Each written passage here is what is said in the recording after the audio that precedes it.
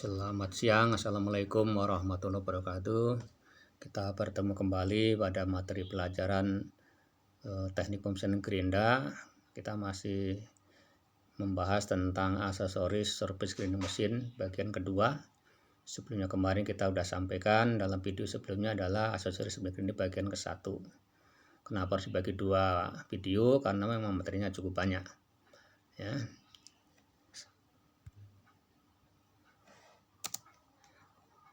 Kita lanjutkan untuk pengenalan aksesoris yang lainnya ya.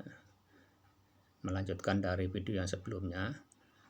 Aksesoris untuk servis grinding mesin yang lain adalah ragum sinus presisi universal atau precision sign vise. Atau ragum sinus presisi ini adalah digunakan untuk mencegah benda kerja pada mesin gerinda datar yang digunakan untuk mencegah benda kerja dengan hasil penggerindan menyudut dua arah dengan alat bantu balok ukur. Nah, contohnya gambarnya seperti pada layar bisa dilihat ya. Fungsinya untuk itu adalah ragum sinus presisi, precision sign vise, digunakan untuk mencekam benda kerja dengan hasil penggerindan menyudut dua arah ya. Dua arah seperti itu. Kemudian berikutnya adalah itu macam-macam meja magnet permanen berbentuk balok ya. Jadi seperti kita ketahui kemarin bahwa meja magnet itu adalah untuk memegang benda kerja secara magnetik. Jadi meja magnet dibagi menjadi dua nanti, ada yang magnet permanen, ada yang magnet elektrik. Bedanya di mana kalau magnet permanen elektrik? Kalau permanen berarti sifat kemagnetannya itu tetap ya. Kalau yang magnet elektrik itu tergantung sifat kemagnetannya. Dia akan bersifat magnetik apabila alat tersebut dialiri arus listrik. Sementara kalau arus listrik dimatikan, itu sifat kemagnetannya akan hilang. Nah, untuk magnet permanen itu ada macam-macam berbentuk balok seperti ini. Ada balok yang beralur seperti yang tengah itu, ada balok yang rata biasa ya, seperti itu. Nah, itu nanti melepaskan magnetiknya itu bukan cara listrik, tapi seperti pada gambar kita ketahui handle-nya itu ya.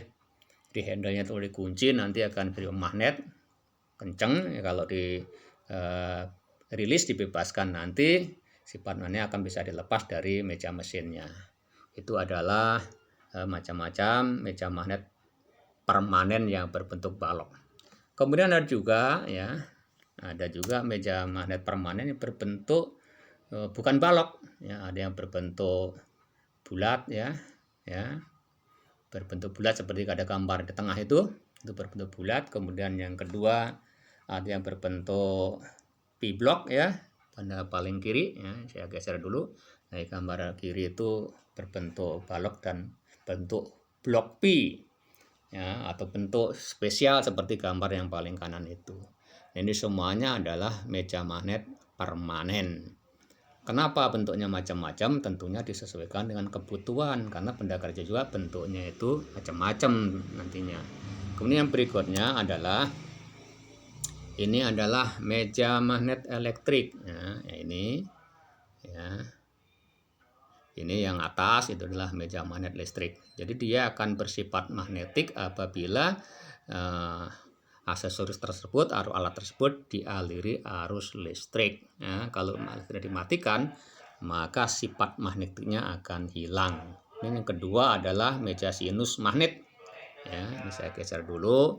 Yang bawah adalah meja sinus magnet. Sinus berarti dia itu bisa disetel atau di-adjust membentuk sudut tertentu ya.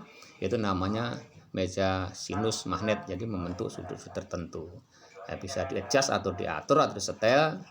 Sinus artinya itu berarti mengerucut ya, untuk sudut tertentu.